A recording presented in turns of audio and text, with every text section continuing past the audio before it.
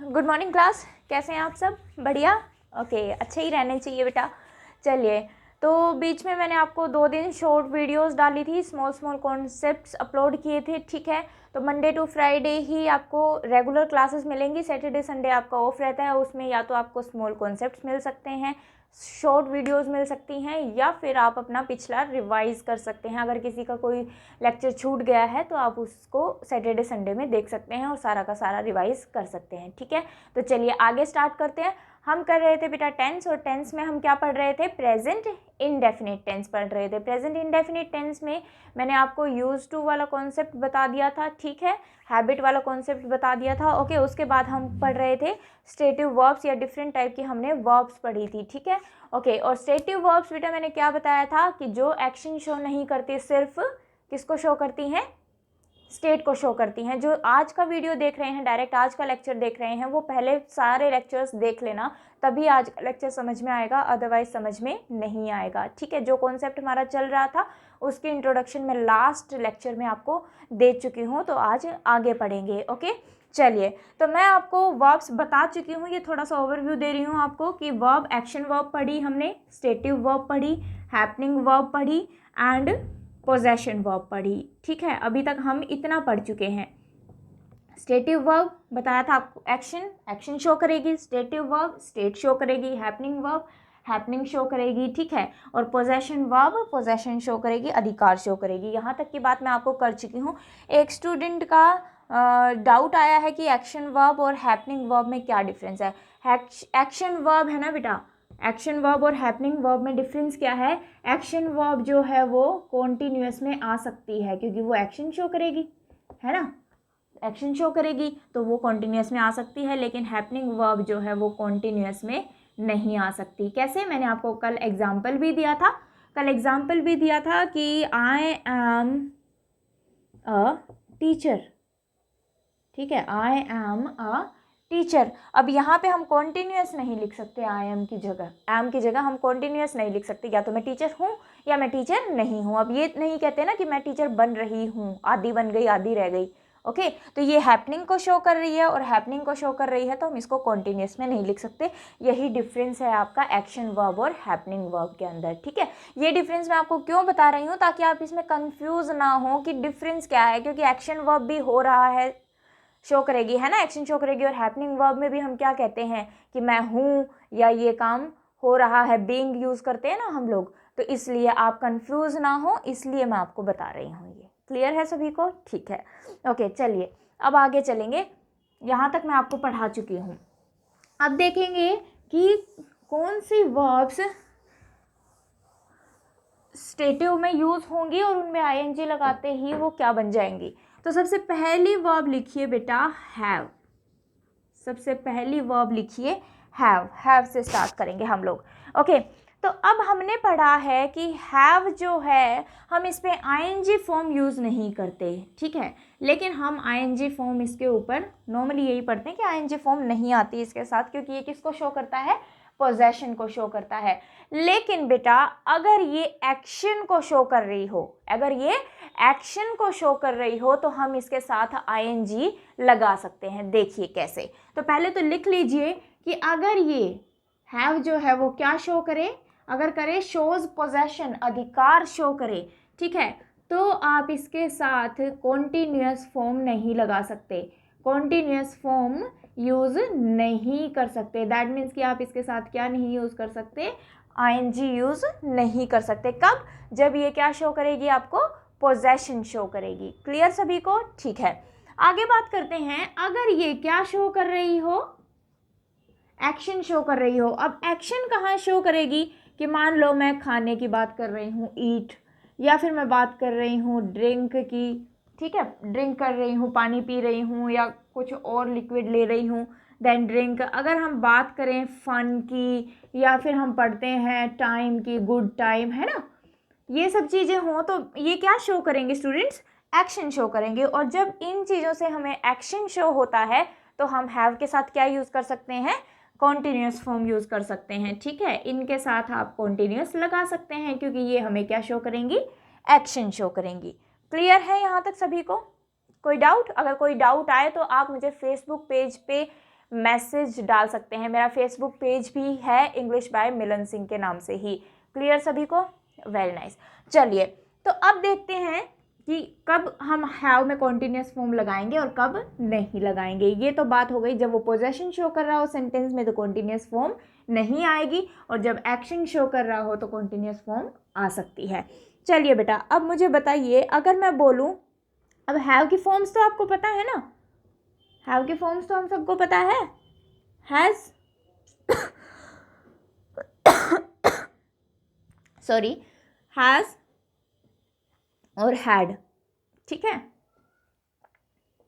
ये वर्ब की first form में ही आता है, वर्ब की सेकंड फॉर्म और वर्ब की थर्ड फॉर्म जो है वो आपकी हैड ही होती हैं। क्लियर सभी को यहाँ तक? ठीक है, तो मैं सेंटेंस लिख रही थी। देखिए अगर मैं बोलूँ कि आई हैव, या ठीक है आई एम हैविंग, आई हैव, या फिर आई am having my dinner on time. I have या फिर आई am having my dinner on time. अब हम क्या कहना चाहते हैं, मैं ये बताना चाह रही हूँ कि मैं अपना जो डिनर है वो टाइम पे करती हूँ, मैं अपना डिनर जो है वो टाइम पे करती हूँ। तो मैं सिर्फ आपको क्या दे रही हूँ, इन्फॉर्मेशन दे रही हूँ। दैट मीन्स कि मैं ये नहीं बोल रही कि मैं अपना जो खाना है वो टाइम पे खा रही हूँ, है ना, ऐसे नहीं बोलते हम कभी भी जब इन्फॉर्मेशन हमें देनी होती है। ऑन टाइम का मतलब क्या है बेटा, कि रोज़ की बात कर रही हूँ कि मैं अपना जो डिनर है वो टाइम पे कर लेती हूँ, है ना। तो हम सिर्फ इन्फॉर्मेशन दे रहे हैं, और सिर्फ इन्फॉर्मेशन दे रहे हैं तो, और कोई एक्शन शो नहीं करा रहे हैं, तो हम क्या लगाएंगे, आई हैव लगाएंगे। एम हैविंग नहीं आएगा, क्योंकि मैंने क्या बोला, माई डिनर ऑन टाइम, कि मैं अपना जो डिनर है वो टाइम पे कर लेती हूँ। ठीक है, तो हमने जैसे ही क्या दी, सिर्फ इन्फॉर्मेशन दी। ओके, या फिर हम बात करें पोजेशन शो हो गया, हमें कोई एक्शन शो नहीं हो रहा, तो ये क्या बन जाएगा, only without ING. That means कि सिर्फ इंफॉर्मेशन दे रहा है इसलिए ये आ गया।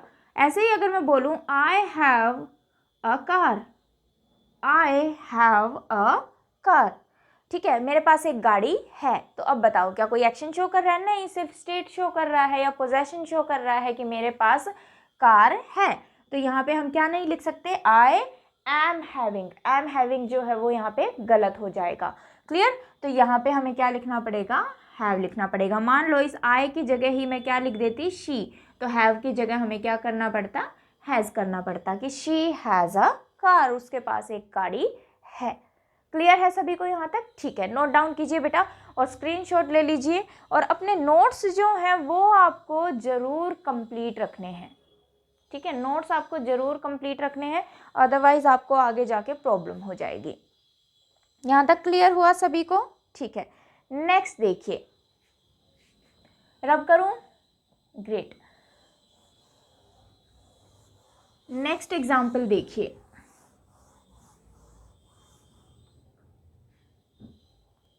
अब अगर मैं बोलूं कि I am having my dinner, इसका मतलब क्या है कि मैं अपना डिनर कर रही हूँ, इसका मतलब क्या है कि एक्शन हो रहा है। दैट मीन्स कि मैं खाना खा रही हूँ, मैं डिनर कर रही हूँ। और अगर एक्शन हो रहा है तो हम हैव के साथ क्या लगा सकते हैं बेटा, ING यूज कर सकते हैं। तो ये सेंटेंस बिल्कुल करेक्ट है कि I am having my dinner. That means कि कॉन्टिन्यूस है। ठीक है, प्रेजेंट कॉन्टिन्यूस लगाया हमने कि मैं काम, जब मैं ये बात बोल रही हूँ उस टाइम पे मैं डिनर कर रही हूँ। ठीक है, क्लियर हुआ? तो अब हम ये नहीं लिखेंगे कि आई हैव माई डिनर। अगर आई हैव माई डिनर कर देंगे, सही वो भी है, क्योंकि हमने सिर्फ इन्फॉर्मेशन दे दी कि मैंने अपना डिनर कर लिया है ना, आई हैव माई डिनर, मैंने अपना डिनर कर लिया है। लेकिन अगर मैं ये बोल रही हूँ आई एम हैविंग माई डिनर, तो भी ये बिल्कुल करेक्ट है कि मैं अपना डिनर जो है वो कर रही हूँ। कोई डाउट यहाँ तक? क्लियर है सभी को? Very nice. चलिए नेक्स्ट सेंटेंस में बताइए मुझे कोई एरर है या नहीं। अगर मैं बोलूँ कि I am having fun here, I am having fun here. अभी बताया था मैंने आपको कि फ़न के केस में भी हम क्या यूज़ कर सकते हैं, आईएनजी फॉर्म यूज़ कर सकते हैं। तो ये सेंटेंस भी आपका जो है बिल्कुल सही है कि मैं यहाँ पे एंजॉय कर रहा हूँ, है ना, ठीक है, कि मुझे मज़ा आ रहा है। तो हम उसके साथ हैव के साथ आईएनजी फॉर्म यूज़ कर सकते हैं, या फिर मैं बोलूँ इसको कॉन्टिन्यूअस में आप लोग लिख सकते हो। क्लियर है भाई सभी को? ठीक है, ओके। एक और सेंटेंस देखिए, अगर मैं लिखूं कि I am having a good time, I am having a good time here, ठीक है, कि मैं यहाँ अच्छा समय बिता रही हूँ, अच्छा समय बिता रही हूँ, ठीक है। तो ओके, तो गुड टाइम की बात आ गई तो भी हम इसके साथ क्या यूज़ कर सकते हैं, आईएनजी फॉर्म यूज़ कर सकते हैं, क्योंकि हम एक्शन शो करने की कोशिश कर रहे हैं कि मैं यहाँ अच्छा टाइम बिता रही हूँ। दैट मीन्स कि कुछ ना कुछ मैं कर रही हूँ, एन्जॉय कर रही हूँ, ठीक है, अच्छा टाइम स्पेंड कर रही हूँ। तो आप इनके साथ क्या यूज़ कर सकते हैं, आईएनजी फॉर्म लगा सकते हैं। क्लियर है बेटा सभी को? कोई डाउट यहाँ तक? नोट डाउन कीजिए, देन आगे बात करते हैं।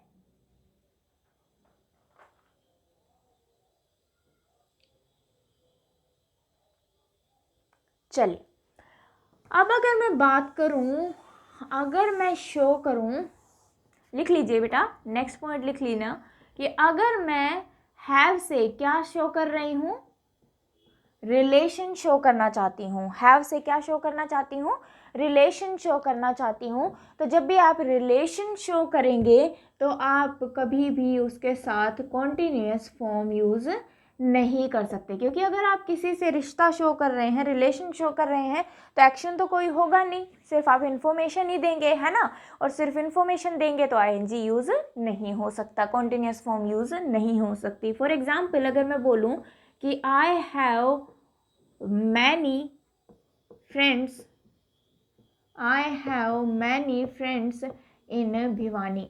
ओके, मैं भिवानी से बिलोंग करती हूँ तो मैं भिवानी लिख रही हूँ। आई हैव मैनी फ्रेंड्स इन भिवानी, भिवानी में मेरे बहुत सारे दोस्त हैं, ठीक है। क्या कोई एक्शन हो रहा है? नहीं हो रहा है एक्शन, तो एक्शन नहीं हो रहा, तो ये हैव ही करेक्ट है। यहाँ हमें एम हैविंग लिखने की ज़रूरत नहीं है। क्लियर हुआ? तो मैंने सिर्फ क्या शो किया, रिलेशन शो किया, और रिलेशन शो किया तो हम इसके अंदर आईएनजी फॉर्म यूज़ नहीं करेंगे। यहाँ तक कोई डाउट हो बेटा तो बताइए मुझे। क्लियर है सभी को? ठीक है। ऐसे ही अगर मैं बोलूं कि we have 3 siblings, we have 3 siblings, ठीक है, कि हम कितने भाई बहन हैं, 3 भाई बहन है। सिबलिंग्स का मतलब होता है भाई बहन, ठीक है। तो हम कितने भाई बहन हैं, 3 भाई बहन हैं। तो सिर्फ रिलेशन बता रही हूँ, और सिर्फ रिलेशन बता रही हूँ तो हम यहाँ पे आर हैविंग नहीं करेंगे, सिर्फ क्या रह जाएगा, हैव रह जाएगा। क्लियर है सभी को? ठीक है, ओके, ग्रेट। तो ये हैव वर्ड जो है, आपकी हैव जो वर्ब है वो कंप्लीट हो जाती है। तो आपको ध्यान रखना है सेंटेंस में कि वो आपसे क्या पूछ रहा है, ठीक है, क्या उसकी सेंस आपके पास निकल के आ रही है, ठीक है, वो सिर्फ स्टेट शो कर रहा है या आपको कोई एक्शन शो कर रहा है, उसी के अकॉर्डिंग आप या तो वहाँ पे कॉन्टिन्यूअस फॉर्म लिखेंगे या सिर्फ आप उसकी फर्स्ट फॉर्म लिख देंगे, ठीक है, या फिर अगर पास्ट टेंस में सेंटेंस है तो पास्ट फॉर्म लिख देंगे। क्लियर है बेटा? यहाँ तक कोई डाउट हो तो मुझे आप मैसेज ड्रॉप कर सकते हैं। हाँ, एक कुछ को ये भी है कि मैम सिर्फ ये एग्जांपल्स दे के छोड़ रही हैं, हमें ये नहीं पता लग रहा कि जो प्रीवियस ईयर्स के क्वेश्चंस हैं या फिर एग्ज़ाम में किस टाइप के क्वेश्चन आते हैं। बेटा अभी मैं सिर्फ आपके कॉन्सेप्ट्स क्लियर कर रही हूँ, सिर्फ कॉन्सेप्ट्स क्लियर कर रही हूँ। अगर आपने ये चीज़ें बहुत अच्छे से जान ली ना, तो जब आपका टॉपिक कंप्लीट हो जाएगा और मैं आपको सेंटेंसेस कराऊंगी प्रैक्टिस के लिए, तो आप उनको सॉल्व इजीली कर पाएंगे, ठीक है। क्योंकि बीच में मैं ये बताने लग जाऊं कि ये एग्ज़ाम उस एग्ज़ाम में आया था भाई क्वेश्चन, कोई मतलब नहीं है, क्योंकि अभी आपको कॉन्सेप्ट ही क्लियर नहीं है, कॉन्सेप्ट ही नहीं पता, तो उस क्वेश्चन का आप क्या करोगे, कैसे करोगे, ठीक है। और अभी मैं लिखवा भी दूँ तो उसका कोई बेनिफिट नहीं है। अभी लिखूंगी, आपने पढ़ लिया, नोट भी कर लिया, ठीक है, लेकिन जब लास्ट में सारे क्वेश्चन कराऊंगी ना तो आपके पास एक जगह पे वो सारे क्वेश्चंस आ जाएंगे। तब आप जब दोबारा से प्रैक्टिस करोगे तो एक जगह पे आपके पास सारे क्वेश्चंस होंगे। तो प्रैक्टिस बेटा मैं सबसे लास्ट में कराऊंगी आपको क्वेश्चंस की, जब हमारा टॉपिक कंप्लीट हो जाएगा। ठीक है, इतने आप इनको नोट डाउन करते चलिए। ठीक है, और बी पेशेंट। ओके, पेशेंस रखें, पेशेंस रखें। चीज़ आपकी, कॉन्सेप्ट आपका कोई भी नहीं छोड़ा जाएगा, आपको एक एक चीज़ बताई जाएगी। क्लियर है सभी को? ग्रेट, चलिए बहुत बढ़िया। ओके, नोट डाउन कीजिए इसको, देन आगे बात करते हैं।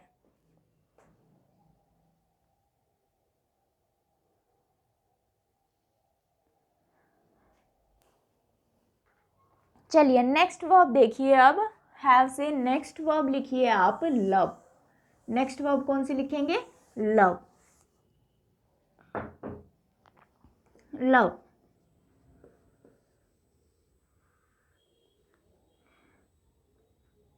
ठीक है, अब लव जो वर्ब है बेटा, उससे आप सिर्फ स्टेट शो करते हैं। कभी ये बोलते हैं, कभी ये बोलते हैं कि I am loving my family, I am loving my family, कि मैं अपनी फैमिली को प्यार कर रहा हूँ। क्या बोलते हैं? मैं अपनी फैमिली को प्यार करता हूँ। ठीक है, दैट मीन्स कि आप सिर्फ अवस्था शो कर रहे हैं, स्टेट शो कर रहे हैं, है ना।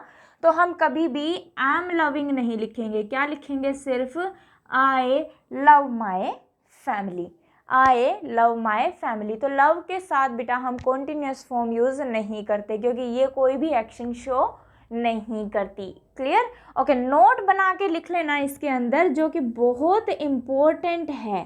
ठीक है, एग्जाम्पल दे रही हूँ, मैकडी का बर्गर सब खाते हैं, है ना, मैकडोनल्ड्स का बर्गर खाते हैं, और उसकी जो टैग लाइन है उसमें वो लिखते हैं I am loving it, I am loving it. क्या टैग लाइन है उनकी? कि I am loving it. Okay, तो उन्होंने क्या किया? लव की कौन सी फॉर्म यूज़ की?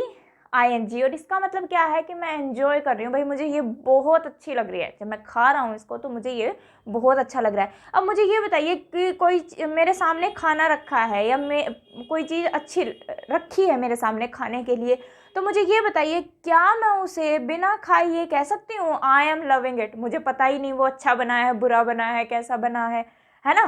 क्या पता उसमें क्या चीज़ की कमी रह गई, या कोई चीज़ उसमें बहुत ज़्यादा हो गई कि खाते ही हमें यूँ लगे कि ओ, है ना।